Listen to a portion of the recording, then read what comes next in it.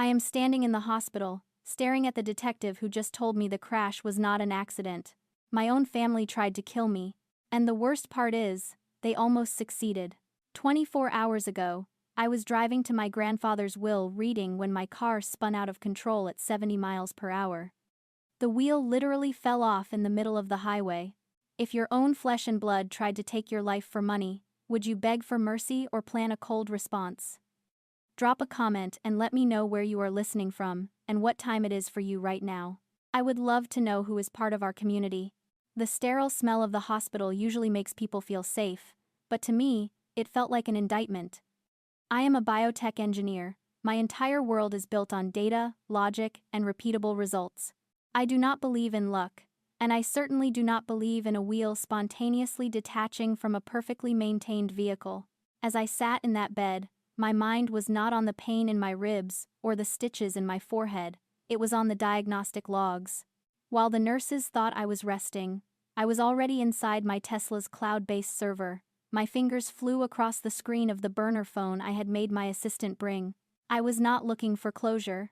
I was looking for the digital footprint of a murder attempt. And there it was. A remote system override of the electronic braking sensors, triggered from an internal Internet Protocol address located inside my mother's Pacific Heights villa. A normal daughter would have felt a crushing weight in her chest. She would have wondered what she did to make her mother hate her so much. But I recognized this for what it was. A high-stakes corporate takeover. My mother, Jennifer, is what psychologists call a malignant narcissist. In her world, cruelty is not a sin. It is a management tool. She does not see people. She sees prototypes. My sister Victoria was the golden model she could polish and display, while I was the faulty version that refused to be controlled. To Jennifer, killing me was not about hate, it was about normalizing an obstacle. It was as simple as deleting a line of bad code. She had perfected this art long ago. I looked at my father, Gregory, as he stood at the foot of my bed later that day. He looked like a man made of ash. For 30 years, Jennifer had held a medical scandal from his early career over his head like a guillotine. He was not a father, he was a blackmailed hostage. He watched her sharpen the knife for me. And he said nothing, because his fear of the truth was greater than his love for his firstborn. Anger was not loud this time, it was clinical. My compassion for this family had been a luxury they had overdrafted for years. Now, the account was closed. I did not call the police to report a domestic dispute. I called Marcus, an old contact, who now works as a special agent for the FBI's Economic Crimes Division. I did not tell him I was scared. I told him I was ready to audit the Johnson biotech empire. I spent the next 3 hours remotely locking down every patent server and freezing the access keys to the core laboratory data. Jennifer and my uncle Jason were already in talks to sell my life's work to our biggest competitor for $45 million. They thought they had cleared the path. They thought they were about to inherit a fortune while I was being measured for a casket. They were wrong. I was not going to the will reading to mourn. I was going to reclaim the throne they had tried to turn into my grave. I pulled up to the Pacific Heights villa exactly 48 hours after my car had tried to become my coffin. The house sat there, white and imposing against the San Francisco skyline, looking every bit like the monument to success Jennifer had always wanted it to be. My head was still wrapped in gauze, and every step I took felt like a serrated blade was dragging across my ribs, but I did not let my gait falter. I had traded my hospital gown for a navy silk suit that felt like armor. When I pushed open the heavy oak doors, the silence of the foyer was broken by a sharp, melodic laugh. My sister, Victoria, was leaning against the marble staircase, a glass of vintage champagne in her hand. She looked at my bandages, then at my face, and the corners of her mouth curled into that practiced, porcelain smirk. She did not ask if I was okay. She did not even look surprised. She just tilted her head and said, "You always did have a flair for the dramatic, Amber. Most people take a hint the first time." Jennifer appeared behind her, descending the stairs like she was about to give a keynote address. Her eyes were 2 chips of ice. She did not offer a hug, she offered a transaction. "You are late for the meeting, Amber. But then again, your timing was always poor." "Where is Sophie?" I asked. My voice did not shake. I had processed my fear into a low-voltage current running through my veins. Jennifer smoothed her cashmere skirt. Sophie is at a very exclusive, very secure summer camp. She is enjoying the fresh air. Away from all this corporate mess. She will be back the moment you finish transferring the core data keys for the regenerative patents to our family trust. Consider it a trade-in, your daughter's safety for the code you have been hoarding like a greedy child. Standing in that foyer, surrounded by the scent of expensive lilies and old money, I finally understood the architecture of my own life. For 15 years, I had lived in a prison without bars. People look at a woman who stays in a toxic home, and they call her weak, but they do not understand the mechanics of survival. Jennifer had not used locks. She had used a psychological override. It is called learned helplessness. It is what happens when every attempt to breathe is met with a suffocating lie, until your brain forgets that the exit is right in front of you. I had been the silent investor in their version of family, footing the emotional bill while they overdrafted my soul. I had spent a decade and a half waiting for a mother who did not exist to see a daughter she had already discarded. This house was not a home. It was a laboratory where I was the subject, and the experiment was to see how much of my spirit could be distilled into profit. I looked at the gold leaf molding and the antique portraits, and for the first time, the invisible chain snapped. It did not break with a bang. It dissolved under the heat of my own clarity. I was not the broken prototype anymore. I was the architect who knew exactly where the load-bearing walls were. Sophie is not a bargaining chip, I said, my tone as flat as a heart monitor. And this house is not a sanctuary. It is a crime scene. Victoria laughed again, but this time, it sounded thin. You have nothing, Amber. No car, no board support, and soon, no company. You are just a girl in a bandage playing at being a CEO. I stared at her until her smirk began to crack. I do not need to play at being a CEO, Victoria. I am the one who holds the digital signature to every cent this family currently possesses.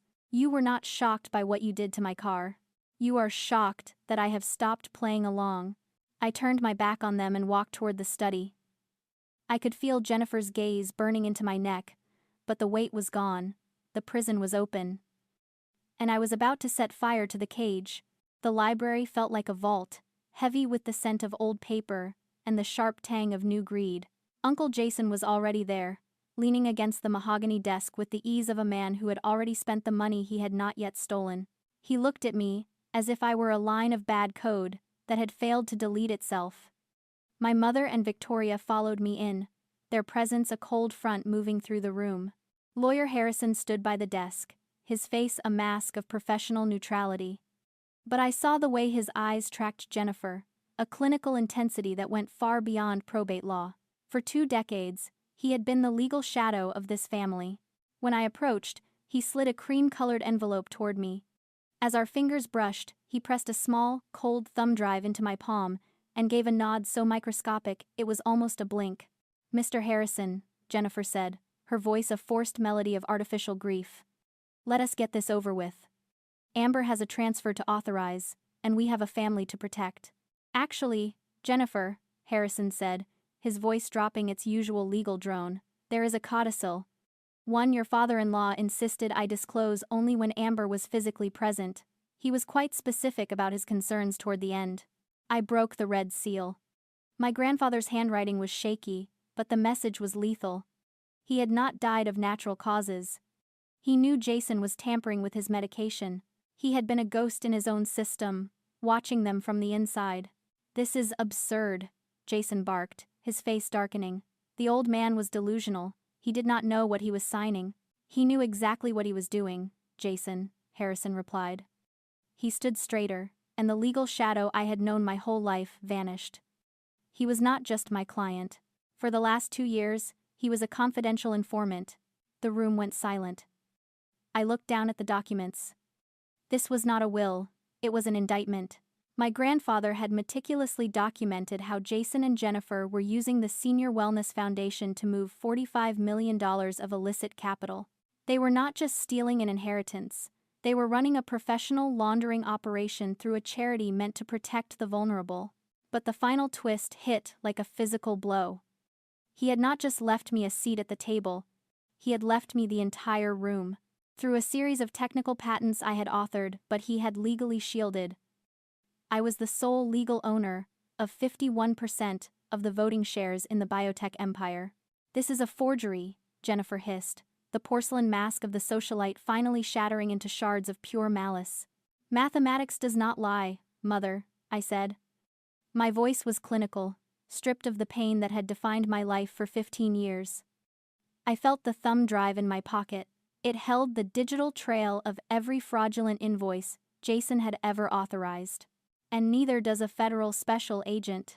Harrison looked at Jennifer and Jason, his expression as flat as a balance sheet. The special agents are already at the biotech headquarters. This is not a discussion anymore, it is an accounting. Victoria looked from Jennifer to the desk, her smirk replaced by terror as she realized her unlimited budget had just hit a zero balance. I stared at the people who had engineered a murder attempt against me, and I did not feel anger. I felt clarity. The prison without bars was gone. I had the keys, and I was about to lock the door from the outside. Now, I said, leaning across the mahogany until I was inches from Jason's face. Tell me exactly where Sophie is, because for every minute she stays in that warehouse, I add another 5 years to your sentencing. The table was set with the family's finest bone china, the silver polished until it reflected the flickering candlelight like surgical steel. I sat at the head of the table, the place that had belonged to my grandfather, feeling the cold weight of the recording device pressed against my ribs beneath my navy silk blouse. This was not a meal. It was a collection of evidence. I had called this dinner under the guise of total surrender, a white flag waved from the wreckage of my life.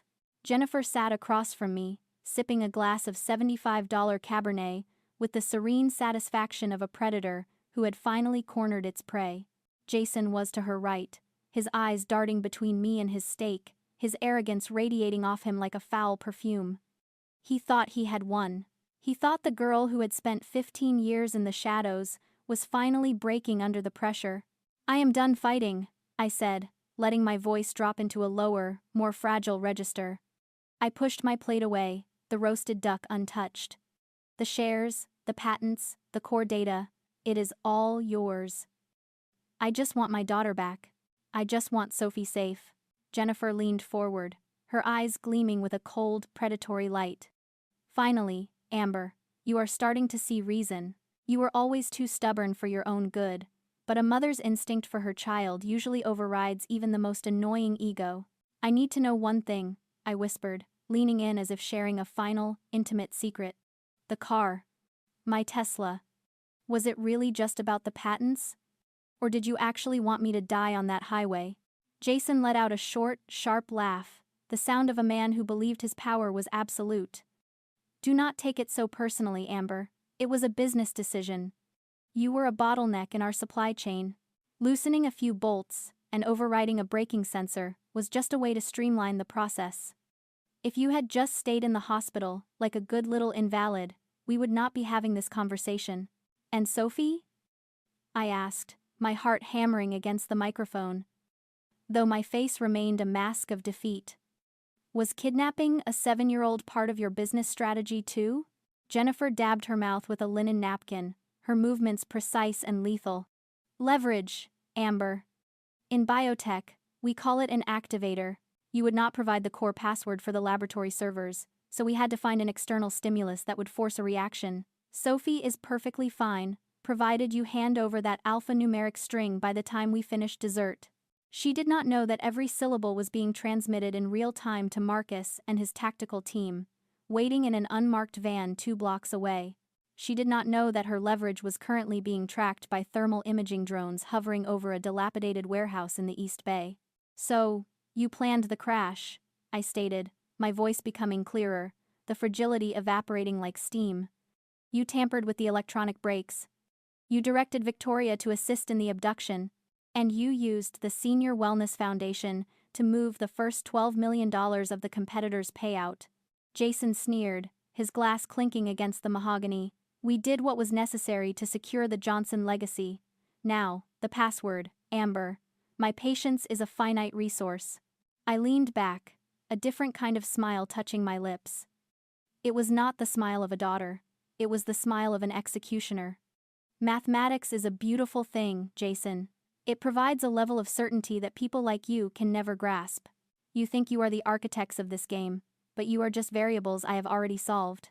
I looked at the silver clock on the mantel. It was exactly 8:15 p.m. The recording was complete. The confession was archived. The trap was sprung. I did not invite you here to sign a transfer, I said, my tone as cold and lethal as the water in a cryogenic tank.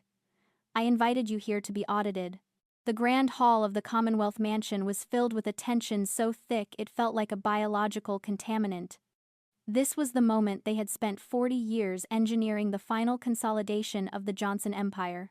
Victoria sat next to Jennifer, wearing a white silk dress that cost $12,000, her face a mask of radiant, unearned triumph. She actually reached over and patted my hand, a gesture of mock pity that felt like a localized infection. She thought she was about to inherit $100 million. She thought the problem of Amber had been solved. Lawyer Harrison stood at the head of the room. But he was not looking at the documents. He was looking at the live stream camera I had insisted on for transparency. Before we proceed with the asset distribution, Harrison said, his voice dropping the polite mask of a family attorney, we must address a mandatory legal contingency.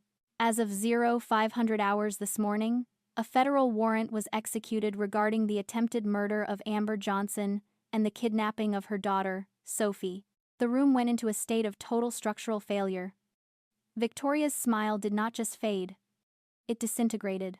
Jennifer stood up, her movements sharp and jagged, the porcelain facade of the Pacific Heights socialite shattering into shards of pure, malignant rage.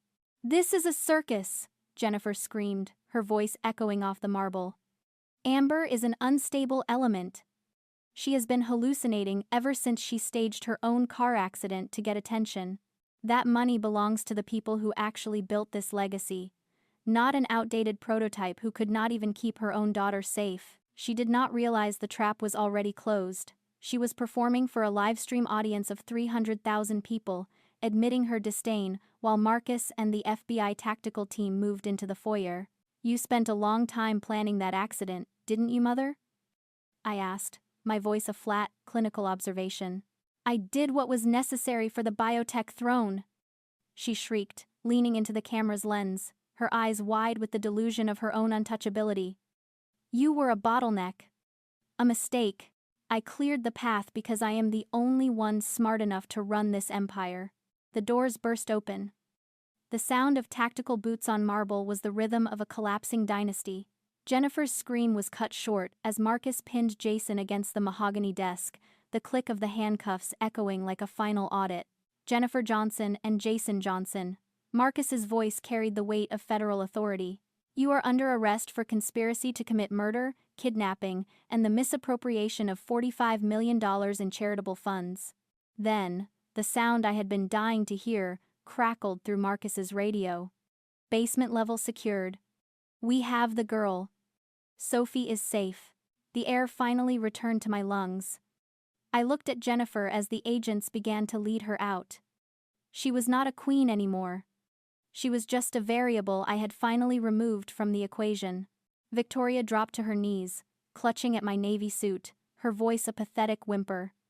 "Amber, please. I did not know. I was just doing what Mom said. You have the money now. Do not let them take me too." I looked down at her, feeling nothing but the cold clarity of a finished balance sheet. I reached into my briefcase and handed her a single sheet of paper. It was not an apology. It was a formal notice of immediate eviction from every corporate-owned property she occupied. "I already took care of it, Victoria," I said. "Goodbye." I watched them be led away, the golden children, and the architects of my misery, now nothing more than evidence in a federal case. The biotech throne was empty, but for the first time in 30 years, the air in this house was clean again. The sunrise over San Francisco today does not look like an achievement. It looks like a clean slate. I am standing in the lobby of the new corporate headquarters, watching the workers finish the installation of the new brass lettering on the feature wall. It no longer screams Jennifer's vanity. It simply reads, "The John Hayes Research Initiative," a name built on merit, not malice. I spent the morning finishing the final audit of the board of directors. I did not fire them because of a grudge. I fired them because their lack of oversight was a systemic failure. I replaced the malignant actors with thinkers, scientists, and ethicists who understand that biotech is about life, not just liquid assets. Jennifer and Jason are currently residing in state facilities that cost the taxpayers less per day than the appetizers at my final supper. It is the ultimate accounting. Watching them fall was like watching an old operating system crash without a backup. For 40 years, my mother believed her power was a fundamental law of physics. She was wrong. It was an illusion of power built on a hollow wallet. She lived in the trap of confusing what she had with who she was. She believed that having the biotech throne made her a queen, but the reality is that when you build your entire identity on stolen gold, you realize you have no gravity of your own once that gold is gone. When the accounts were frozen and the titles were stripped, Jennifer did not just lose her status, she disintegrated. She had no internal value to fall back on. That is the fragility of the empty wallet. When the money stops talking, the person becomes a ghost. I did not keep the $45 million. I funneled every cent into the newly established Biotech Justice Foundation. It exists to provide legal protection for female researchers and emergency intervention for children caught in the crosshairs of domestic exploitation. Sophie is home now. She is safe, she is healing, and she is the only variable in my life that does not require a calculation. I sat in the corner office, the one that finally feels like it belongs to me, and opened the digital archive Jennifer had curated for 30 years. It was a museum of blackmail, manipulated contracts, and the leverage she had used to turn our family into a business transaction. I did not read them. I did not need the data for a post-mortem. I highlighted the entire directory. I looked at the delete key. For my entire life, I had been a sub-process in her master plan. A prototype she tried to break. But the architecture of my life is mine now. I hit delete. The screen flickered for a millisecond as 30 years of trauma were erased from the server. The equation is finally balanced. The sweetest retaliation is not destruction. It is becoming the successful, happy version of yourself that the people who tried to dim you never believed could exist. If you believe in the power of justice and your own ability to rebuild from the ashes, share this video to inspire someone else to find their light. Don't forget to hit subscribe and join our community for more stories of truth and transformation.